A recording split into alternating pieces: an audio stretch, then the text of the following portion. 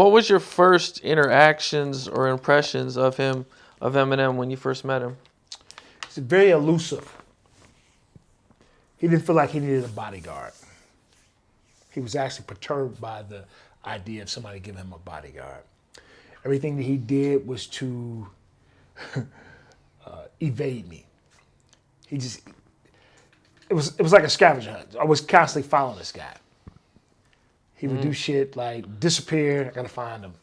Go here, I gotta follow him. And he'd be like, man, I don't need you to follow him. I say, look, man, this is what they hired me to do. That was like the first week. Then he would make a lot of stage dives during his performance to see what I would do. It was like an audition. A lot of people think you get hired as a bodyguard. It's really an audition. Can this guy keep up with me? I'm going to do the most craziest shit to see if this guy got my back. I'm going to put myself in the most messed up situation to see if this guy's going to save me. So I remember Hammerstein Ballroom. I'll never forget this, in New York. This guy jumps in the crowd. The crowd takes him all the way back. I mean, he jump in the crowd, do a stage dive. They take him all the way to the back. It's like 3,500 to 5,000 people, man. They take him all the way to the back. I'm like, okay, if I jump in, I can't get back faster than they moving him back. They take him all the way to the back, and then they bring him all the way to the front. In a matter of 30 seconds, boom, boom, boom, boom, and he gets to the front, I grab him, snatch him back on the stage. And mind you, as they take him to the back, as he stage dive, he's still doing his show. Yeah. He's still doing his show. And he lifts his hand out. I snatch him up. He's back on the stage. That was the point where he was like, oh, this dude got me. He got my back. So he knew if he went in, I was going to get him out. It was never no second thought. Like, oh, man, if I jump in, this guy going to get me. I remember we were in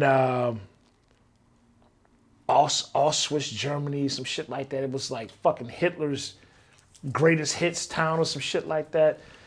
People were getting stabbed over there, man. Like weeks before we got there doing shows.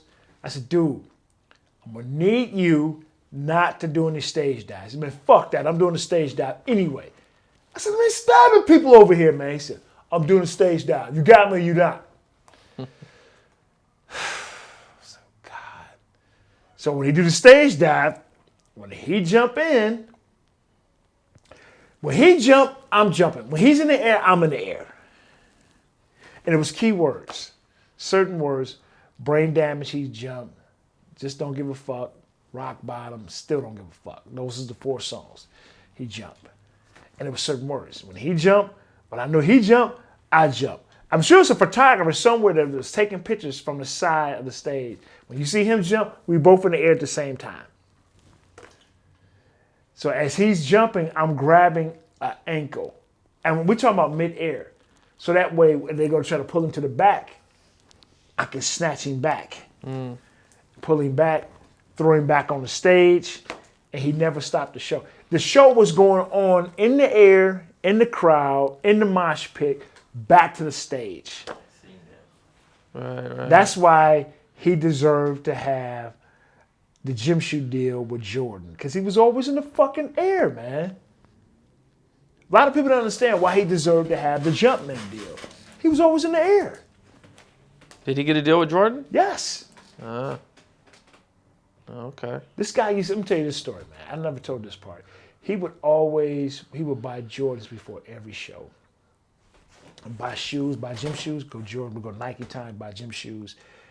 And he'd buy them, and if they get a scuff on them, he's not wearing them again. I can't tell you how many pair of gym shoes we left behind in hotels. And at the time, he would leave me. I said, you're not going to take them shoes? What you said? They got a fucking scuff on them. I said, you only wore them one time. He said, I'm not wearing those again. I can remember times closing the door, looking at these gym shoes like, God, those shoes are going to be worth so much fucking money. And I left them there. Damn. What I should have did was ran back. Oh, shit, I forgot something. Ran back up, grabbed the shoes, have a scuff on them.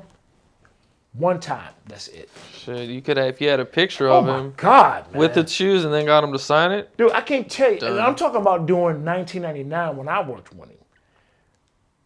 I can't imagine over the past 20 years. I'm pretty sure after about the third or fourth year, he probably got a little bit more frugal. But Nike Town, if he did a show, you got to go to Nike Town first to get his outfit, to get his shoes. You know, we're fucking Nike Town, there's no show. Okay. Yeah. What prompted your decision to take the responsibility of job of being his bodyguard?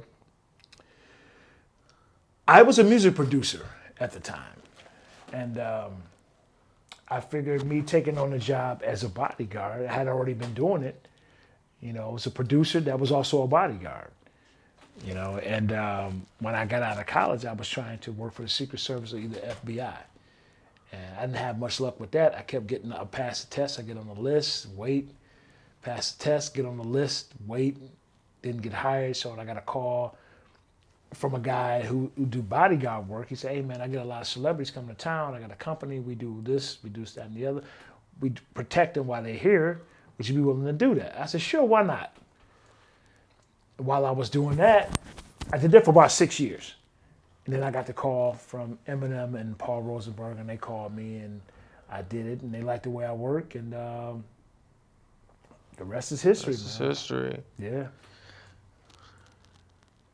How did you feel emotionally when you had to leave behind your life to guard his life on tour? Oh, man.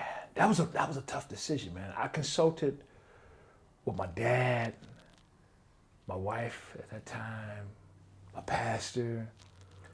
I sat down with a coalition. Say, hey, look, I don't know if I should do this. I think the one big thing, man, I will give it to my wife at that time. She said, you know what? You've been trying to get in the music game for a long time. Take it. She said, I got it. She said, I got it. Just do it.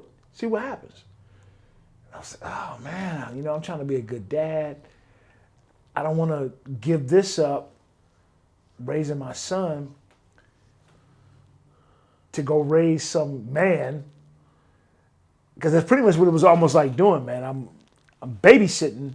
A bodyguard is a babysitter. I don't care what nobody say. And but I do it all over again, man. When I came home, man, everything was about family. I didn't hang out with friends. Everything was about family. So I would make up for lost time. We travel. We do certain things. We go shopping because I had the money, so we was doing big things, man. So, you know, I made up for lost time. Yeah. Did you ever wish you would have stayed on just a Yes. little bit longer? Yes. Nobody's ever asked me that question. I wish I would have stayed at least to the Up in Smoke tour. Yeah. But it wasn't meant for me to stay. It wasn't meant for me to stay. I would have left after Proof got killed anyway. Proof was my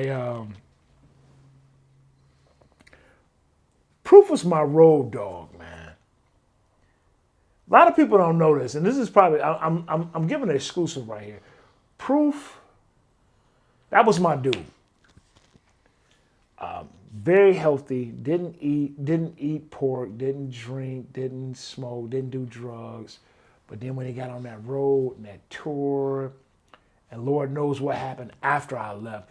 When I left, it was almost like the preacher or the pastor or the daddy's going, we can do what we want.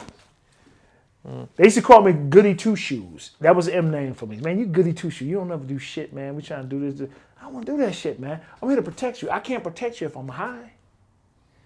I don't get high like that. I'm going to have a drink. But all that shit y'all doing, I don't do. Let me do my job. So yeah, man, I have a lot of regrets because, you know, like I said, I would constantly watch the news when he was in court, when he was potentially going to go to jail for pistol whipping ICP. I watched that and I was like, oh man, this guy about to fuck it up. He about to blow it. I watched that. I watched everything he did, even to this day. I watched everything that he does. You know what's crazy? This is so fucked up. I've never said this before, man. it's like I'm a distant fan. I'm a distant fan. Okay. But as an insider, I was there. So I keep tabs on him, just like he keeps tabs on me. He keeps tabs on everything that I do because his team has showed me that. They have showed me that, man. So it's a mutual respect. It's a mutual respect. And, you know, and I do foresee us, you know, being able to sit down and kick it one day, man.